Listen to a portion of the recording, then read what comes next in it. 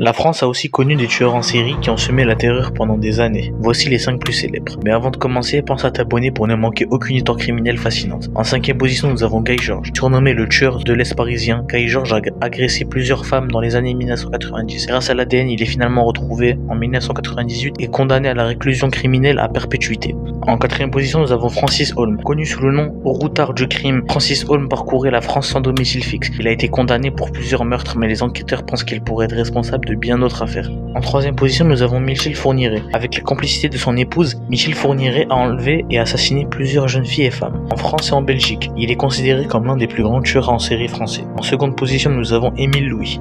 Pendant des années, Émile Louis a profité de son métier de chauffeur pour s'en prendre à des jeunes femmes vulnérables dans l'Yonne. L'affaire a profondément marqué la France en raison de nombreuses erreurs dans l'enquête. En première position, nous avons Marcel Pétiot. Pendant la Seconde Guerre mondiale, Marcel Pétiot se faisait passer pour un passeur promettant de faire fuir ses victimes vers l'étranger. En réalité, il est assassiné à la Libération. La découverte de dizaines de corps dans sa maison choque tout le pays. Selon toi, quelle est l'affaire la plus glaçante? Dis-le moi en commentaire et abonne-toi pour découvrir d'autres histoires vraies.